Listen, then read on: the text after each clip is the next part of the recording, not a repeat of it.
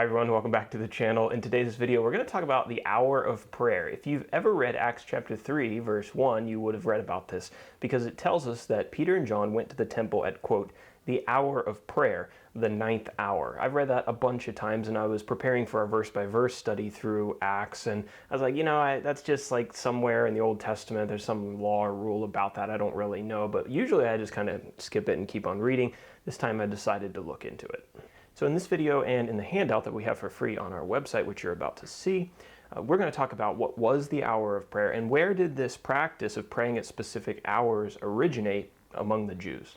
I'd always thought that there was some rule about this in the Old Testament, but it turns out that nowhere in the Torah, or the first 5 books of the Old Testament, is this commanded. But it appears to have been a tradition among the Jews well before Jesus was ever born in the 1st century AD. Jewish traditions hold that this practice dates back to the patriarchs, Abraham, Isaac, and Jacob. And they say that Abraham established morning prayers, Isaac, his son, established midday prayers, and then Jacob added the afternoon or the evening prayer. The Bible doesn't tell us anything about that, so it's not a biblical command, but somehow or another it became one of the Jewish traditions, and it made its way into Jewish religious law. The rabbis, or the Jewish religious teachers, taught that Jews should pray 3 times a day, and they cited examples like Psalm 55, verse 17, where David said that he prayed morning, evening, and noon, and also Daniel chapter 6, verse 10, where Daniel left the example of praying 3 times a day at his window. And eventually fixed times were set for these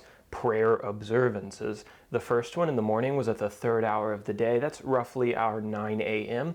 And then the 6th hour, that's roughly noon. And the 9th hour, roughly 3 p.m. The morning and evening prayers may have coincided with the morning and evening sacrifices that happened every day at the temple, and those were part of God's Torah law. You can read about those in Exodus 29 and Numbers 28. It appears that many of Jesus' disciples continued this practice of prayer even after Jesus' ascension. And I mean, that makes sense. Prayer is a good habit to have, and they were already in the habit. Why not continue? We see this in Acts chapter 3, verse 1, where Peter and John are going to the temple at the hour of prayer, the 9th hour. In Acts chapter 10, verse 9, some prayers are mentioned and are said to have specifically happened at these designated hours, which is interesting. Before going to Cornelius' house, Peter had a vision on a rooftop while praying at the 6th hour, or about the 6th hour.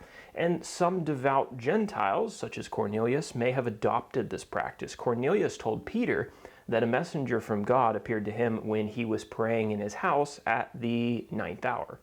One thing that's fascinating is that some of the key events of Jesus' crucifixion occurred at these designated hours. Jesus was crucified at the 3rd hour, Mark 15, verse 25. Darkness covered the land at the 6th hour, Mark 15, verse 33, and then Jesus died at the 9th hour, Mark 15, 34 through 37.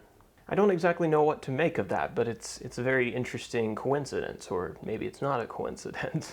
So as we think about an application from this, we ought not to bind a specific hour of prayer on other believers. The Bible doesn't give us any authority to do that, but this isn't a bad practice, and maybe throughout your day setting specific times of prayer would be healthy for your prayer life. Most of us, I think, don't pray enough, and we're not disciplined in our prayer life. So maybe the Jews had something here, and maybe patterning what we see in the early church, maybe it's worth adopting in some form into our lives to give us a little bit more structure and to keep us a little bit more accountable and to remind us throughout our day that we need to go to God to make our requests, to give our thanksgiving, and to constantly be dependent on Him.